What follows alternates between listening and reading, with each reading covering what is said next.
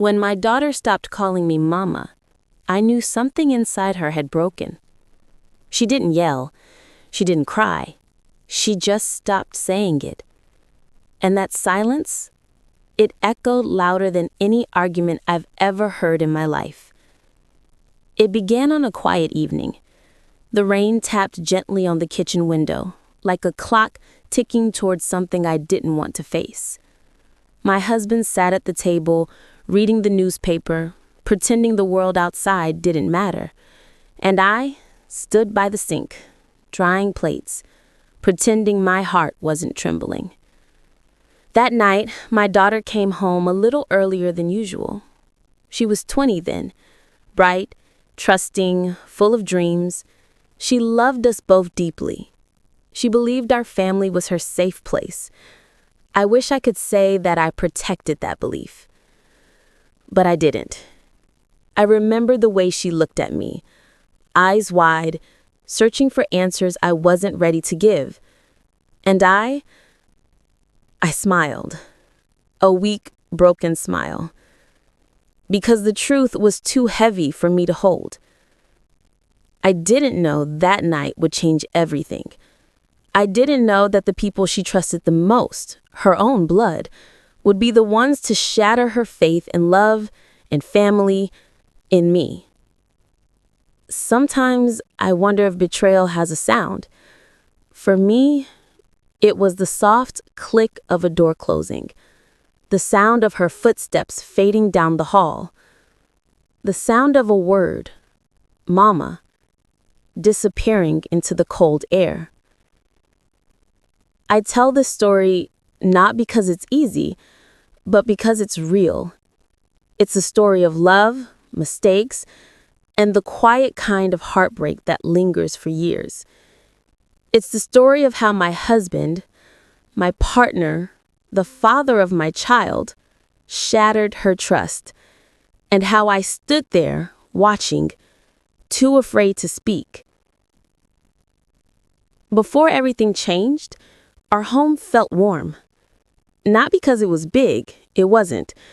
It was a simple 2-bedroom house with faded curtains and creaky floorboards that always gave away when someone tried to sneak into the kitchen at night.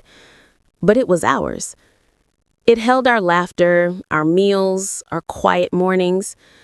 I used to wake up early, before the sun had fully arisen, and make tea while the world was still half asleep. My husband, Daniel, would sit at the table with his coffee, newspaper folded neatly beside him. He was a quiet man, not cold, just the kind who spoke more with his eyes than with his words. Our daughter Lily had a special bond. She'd wait by the window for him to come home, then run out to meet him with her school bag bouncing on her back. He'd lift her up even when she was too big for it, pretending she weighed nothing. Sometimes I'd watch them from the doorway, smiling quietly. They were like two pieces of a puzzle that fit perfectly together.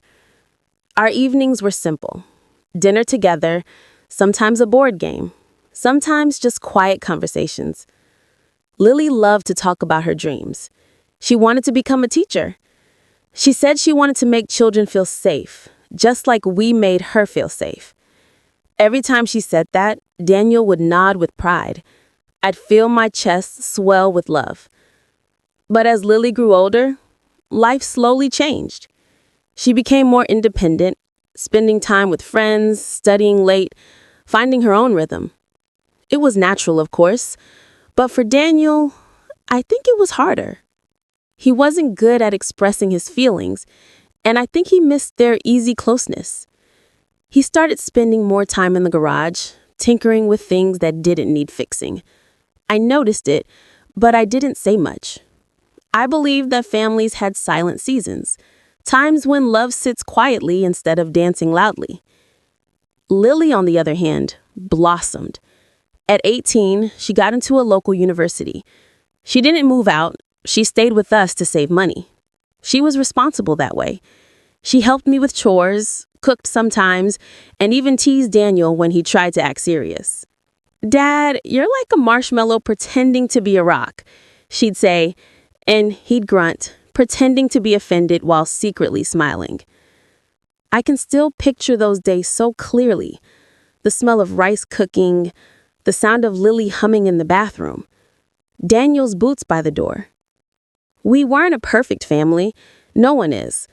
But we had a rhythm, a quiet, beautiful rhythm that made me believe we were unshakable.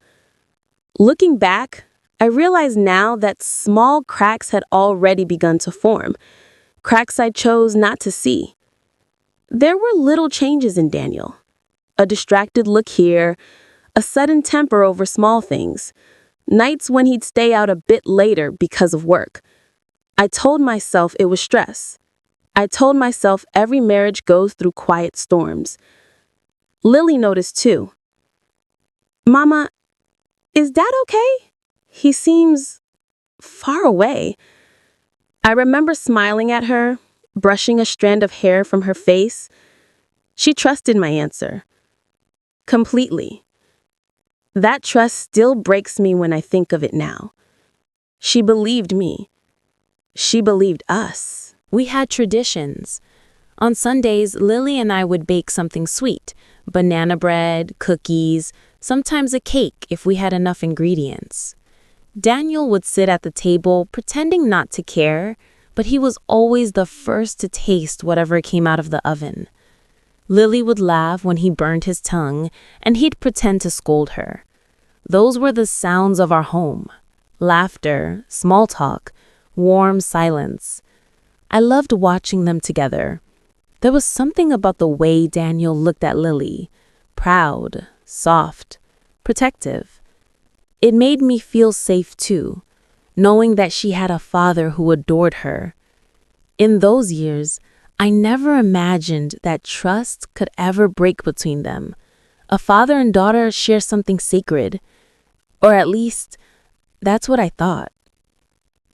When Lily turned 20, she started seeing someone, a kind young man named Aaron.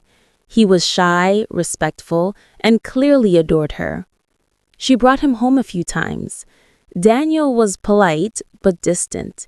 He never said anything rude, but I could tell he didn't like sharing her attention. One evening, after Aaron left, Daniel said, "He's not good enough for her." I asked gently, "Why do you say that?" He shrugged, "Just a feeling. He's too soft." I laughed a little. "You said the same about me once." He didn't laugh back. He just stared out the window. At the time, I thought it was just fatherly protectiveness. But in hindsight, that was the first real shift. Something in Daniel began to harden quietly, like a wall slowly rising between him and the world. The setup of our life was simple, warm, and familiar. That's why the pain that followed felt so shocking. Because it didn't arrive loudly, it crept in slowly, like cold air under a closed door. If I had paid closer attention, maybe I would have seen it. Maybe I could have stopped what was coming. But I didn't. I kept smiling. I kept holding our little world together with soft hands, not realizing that the ground beneath us was already beginning to crack. The first signs were quiet, so quiet that if you weren't paying attention, you might have thought everything was fine. It started with Daniel spending more time away from home. He said the garage had more work. He said customers were demanding, that his boss was strict. At first, I believed him. I'd pack him extra food, kiss him on the cheek, and tell him to come home safe. He'd nod, barely smiling, and walk out the door before sunrise. But sometimes, he'd come home later than usual. His clothes would smell faintly of cologne. Not the one he used to wear, but something new, sharper. I noticed, but I told myself not to overthink. After all, we'd been married for years. He was my husband. Why wouldn't I trust him? Lily noticed his absences too. "Dad's never around these days," she said one evening while helping me wash the dishes. "He's working hard," I answered. She frowned. But he doesn't even sit with us anymore.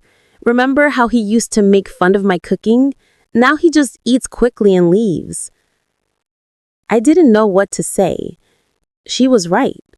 Meals had grown quieter. Daniel no longer joined in our little jokes. He'd sit at the table, eyes fixed somewhere far away, while Lily tried to fill the silence with cheerful chatter. One night, after dinner, Lily followed him into the living room. I stayed in the kitchen, pretending to wipe the counter, but I was listening. "Dad," she said softly, "did I do something wrong?" Daniel glanced at her, surprised. "What? No, why?" "You don't talk to me anymore," she said. Her voice trembled a little, though she tried to hide it. "You come home late. You don't tell me about your day. You used to—" He sighed heavily, like her words were a weight he didn't want to carry. "Lily, I'm tired. I don't have time for all that anymore." She was silent for a moment. Then she whispered, "Okay." I watched her walk past the kitchen, her eyes lowered. She didn't see me standing there. If she had, maybe she would have asked me to explain. But I didn't stop her. I didn't say anything. I just let the moment pass. That was the beginning of the distance between them, a quiet, invisible wall slowly rising. Over the next few months, things began to shift more noticeably. Lily was busy with university and her part-time tutoring job. She was growing into a young woman, independent and bright. She started dressing differently, more mature, more confident.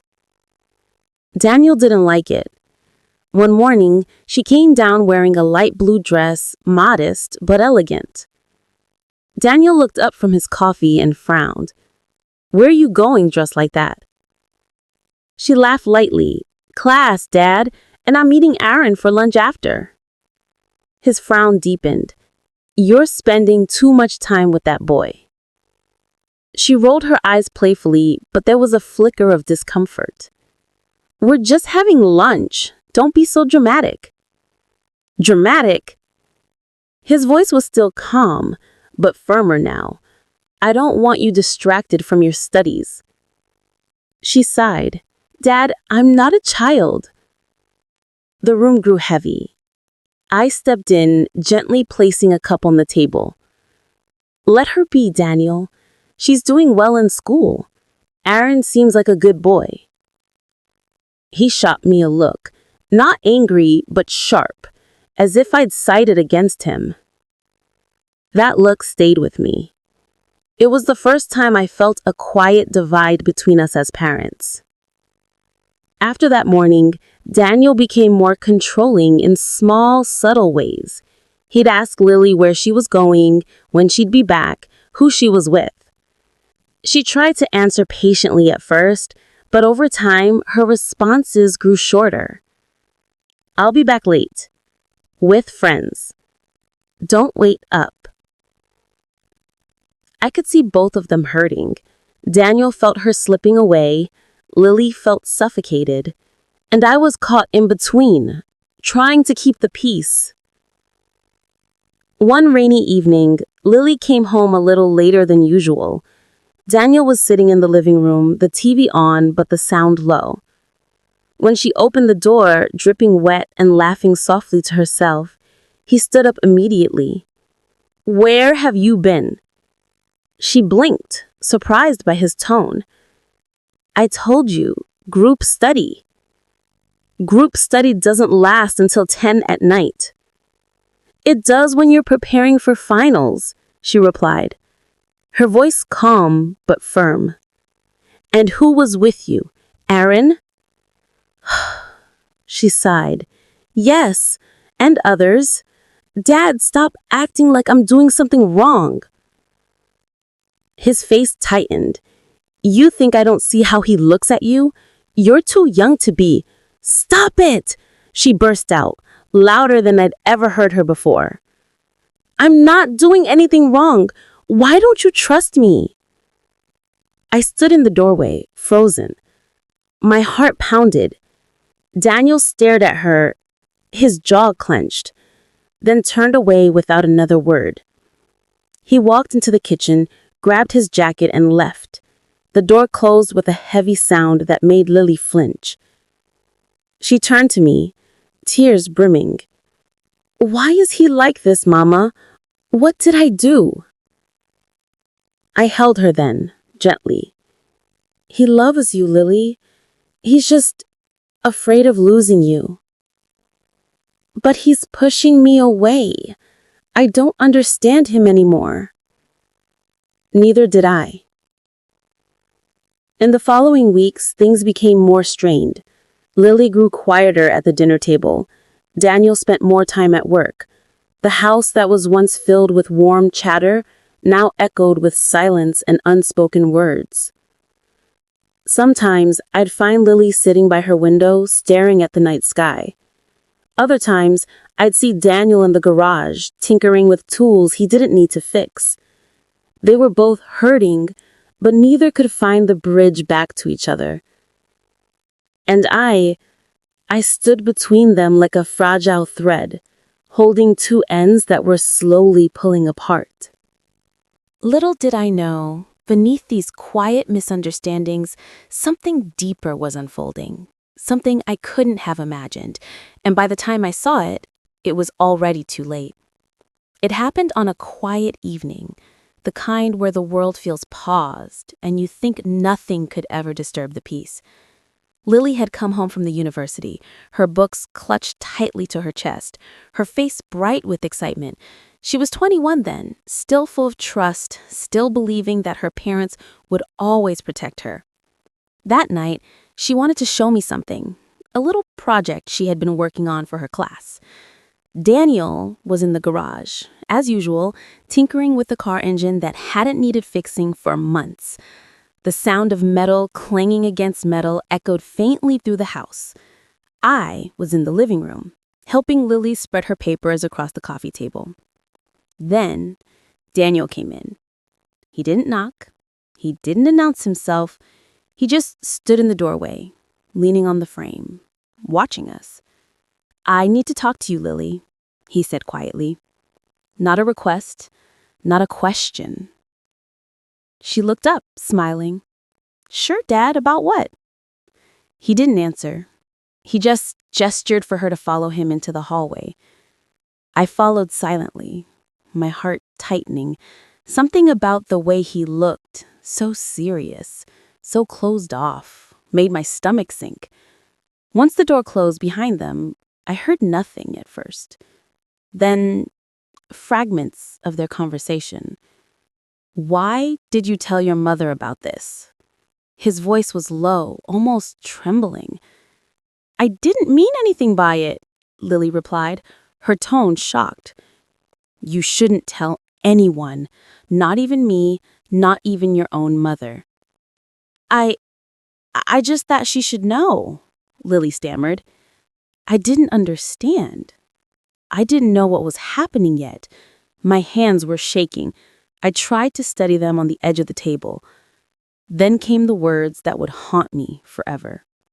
You're too young to understand what we're doing. It's better if you just stay quiet about it. I froze.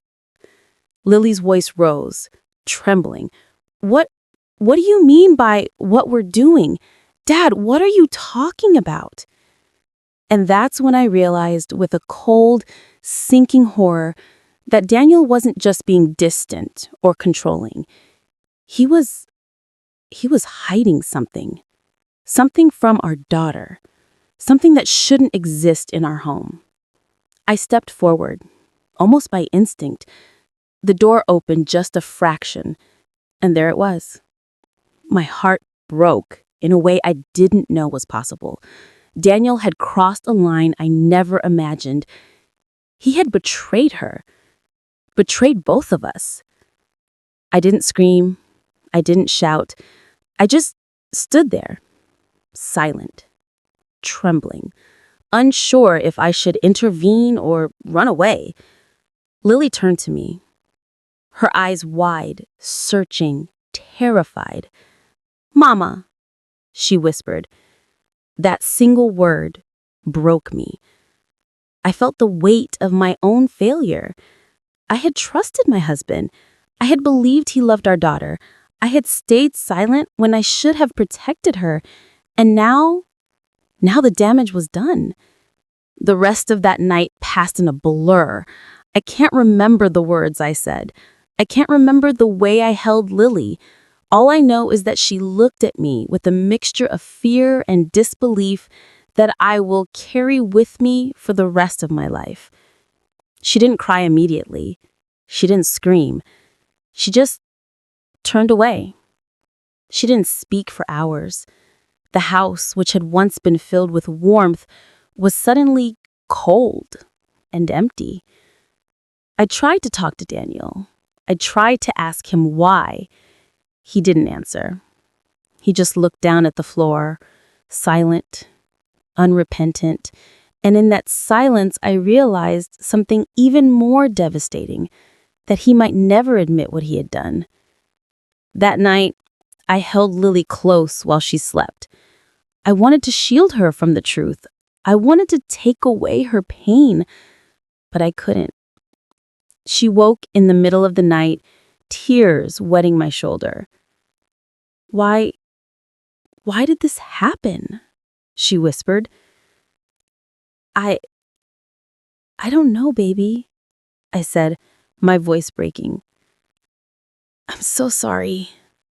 I failed you." She pressed her face into my chest and didn't say another word.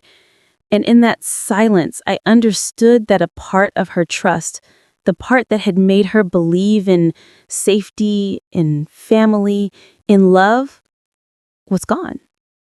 The days that followed were unbearable. Lily barely spoke to me. She barely looked at me. Daniel stayed in the garage more than ever, avoiding my eyes, avoiding hers, avoiding responsibility.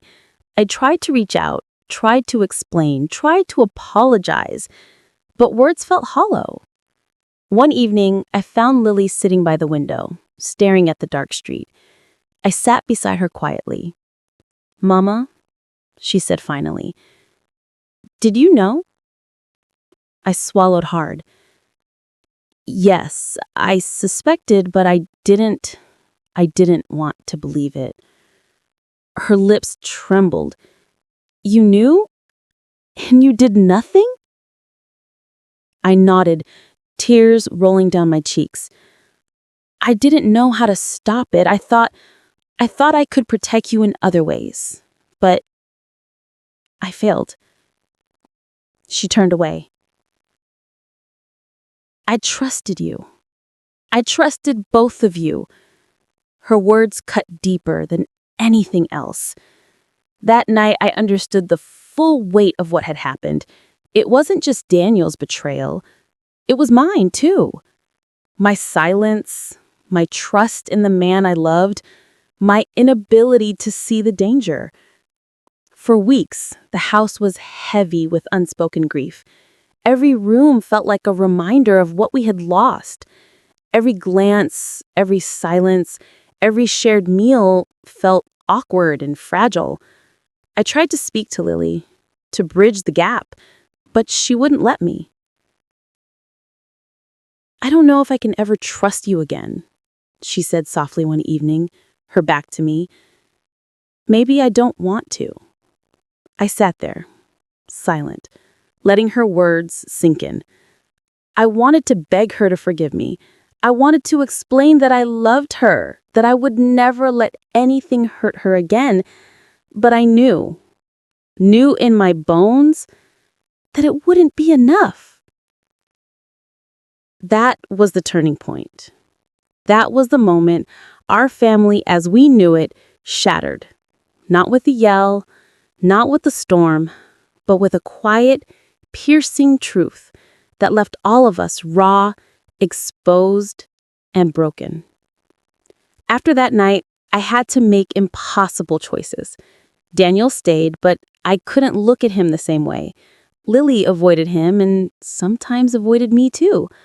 I wanted to scream at the injustice, to cry, to rage, but instead, I learned to sit in the quiet, holding the pieces of my family and trembling hands, wondering if they could ever be put back together. The days after the betrayal were long and hollow. I would wake up in the morning and the house would feel foreign, as if it belonged to strangers instead of my own family. Lily barely spoke to me. She barely spoke to anyone. She moved through our home like a shadow, her trust broken, her faith and love shaken. I couldn't sleep some nights. I'd sit by her door, listening to her breathe, hoping she was okay, hoping she would call me mama again, hoping she would let me in. But the nights were quiet, and the sound of her absence weighed heavier than any noise. Daniel, for his part, stayed in the garage most days. He avoided eye contact, avoided conversation, and avoided accountability. I wanted to hate him. I wanted to scream at him for what he had done.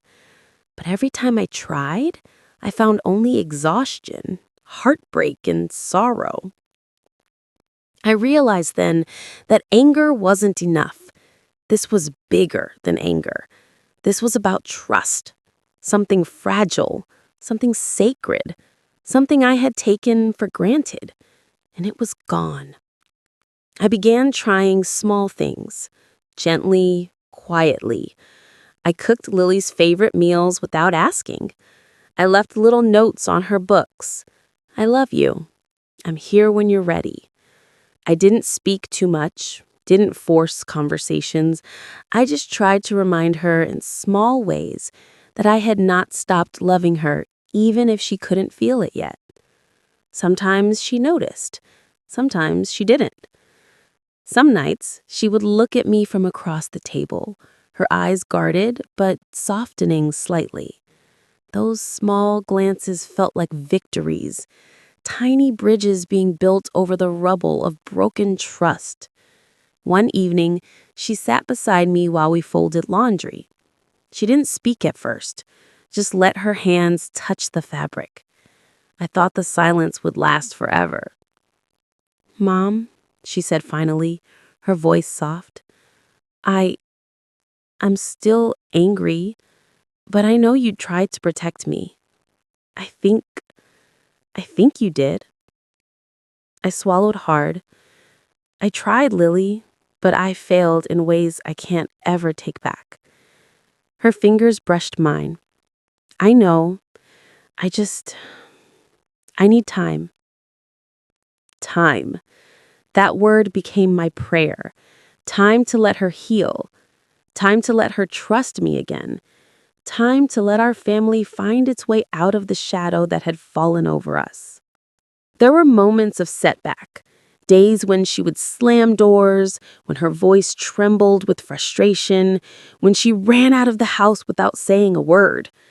And there were moments when Daniel would try to speak, to apologize, to explain, and she would shake her head, refusing to hear him. I felt caught in between them, fragile and powerless. I often thought about leaving the house, leaving the life we had built, thinking maybe absence would ease the tension. But I couldn't, not for Lily, not for the little pieces of our family still clinging to each other. I remember one afternoon, Lily came into the kitchen unexpectedly. She didn't say anything at first. She just stood there, staring at me, holding a folded letter in her hand. "What's this?" I asked, gently. It's something I wrote. For you. To explain." She hesitated, then handed it over. I unfolded it slowly, reading her words, each one a mixture of pain, accusation, and love. "Mom, I know you tried. I know you loved me, but I can't forget. Not yet. I hope someday I can forgive. But for now, I need you to wait with me, not for me." I felt tears streaming down my face. For the first time in weeks, I felt hope. She wasn't shutting me out completely. She was asking me to be patient, to stay, to love me without forcing forgiveness. That night, I knelt by her bed. I didn't say much. I just took her hand in mine. She didn't pull away. That was enough. For now. Weeks turned into months. Slowly, the tension eased. Lily began to speak more, to share small things about her day, to smile occasionally in my presence. She began trusting me again, but carefully, with boundaries. I learned to respect that, to understand that trust cannot be demanded. It must be earned back, piece by piece. Daniel, meanwhile, changed in subtle ways. He stopped trying to control her, stopped trying to justify himself. He began helping in the kitchen, trying to fix things with small gestures. But Lily remained distant, and that was fair. He had broken the sacred bond, and now he had to live with the consequences. I often caught him staring at her from afar with regret in his eyes. I felt nothing but sorrow for both of them. He had made a choice, she had made a choice, and I had to navigate the space in between, holding my heart together while trying to mend hers. There were quiet victories, too. One evening, Lily invited me to sit with her while she studied. Just the two of us. I made tea. We didn't speak much, but the simple act of sitting together, sharing warmth and presence, felt like a miracle after so much silence. And she began to laugh again, quietly at first, then more openly. She trusted me to cook her favorite meals without asking. She told me stories about university, about her friends, about her dreams. And each time she spoke, I felt the weight of that betrayal, the heartbreak, and love lift just a little. I realized something important. Healing isn't about forgetting. It's not about pretending the pain never happened. Healing is about showing up over and over again with love, patience, and humility. It's about being there, even when the bridge feels fragile and impossible. I also learned about forgiveness, not in a grand, immediate sense, but in quiet ways.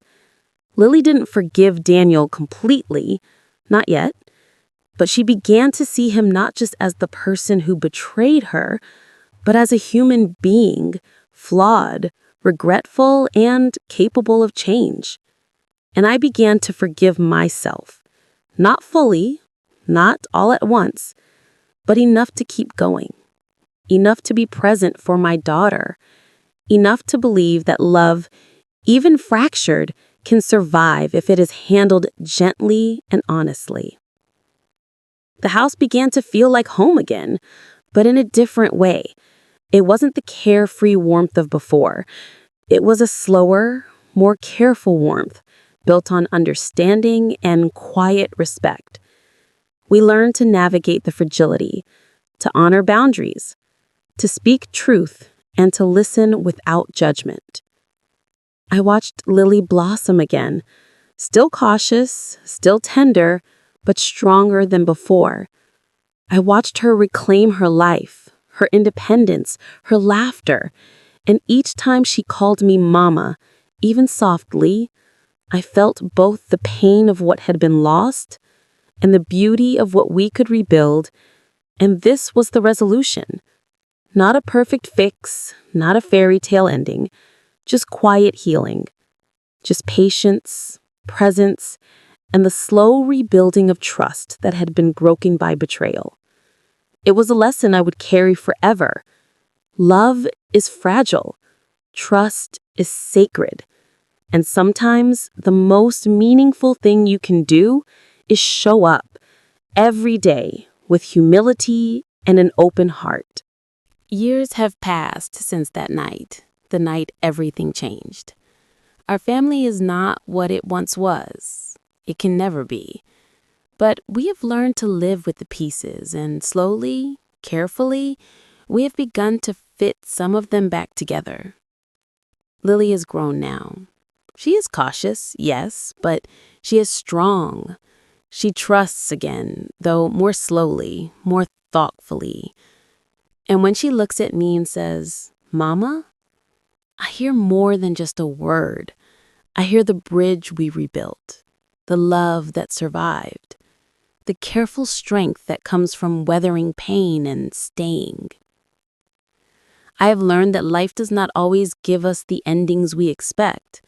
Sometimes it gives us endings that feel broken, jagged, painful. But even in those endings, there's hope. Even in brokenness, there's the possibility of healing. Daniel, I have accepted that he is who he is. He regrets what he did, I think, in his quiet way. But some wounds are too deep to be completely healed by regret alone. And perhaps that is how life teaches us the hardest lessons, not with punishment, but with consequences that linger quietly, like shadows at dusk. For me, the lesson is simple, though it took years to understand.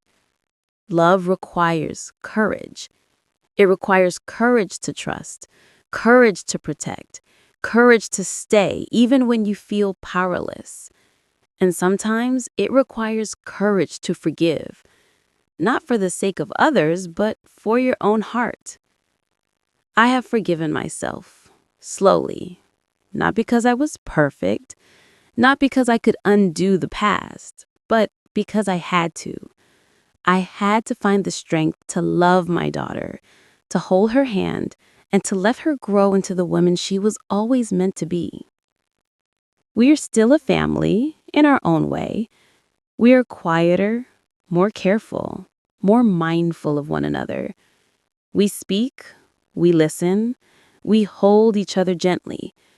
And sometimes, just sometimes, I catch Lily smiling at me across the kitchen table, and I feel a warmth that tells me we are moving forward, one small step at a time. Life is fragile. Trust is fragile. Love is fragile. But fragility does not mean the end. It means care. It means presence. It means patience. And if I have learned anything from this heartbreak, it is that even shattered trust can grow again, slowly, softly, with honesty, love, and unwavering presence. So I tell this story not to reopen old wounds, but to remind anyone listening, protect the trust you're given. Speak up when something is wrong. Love fiercely even when it feels impossible. And never underestimate the quiet power of showing up day after day with an open heart. Because in the end, that is all we really have. The courage to love, the strength to forgive, and the hope that broken pieces can in time become whole again.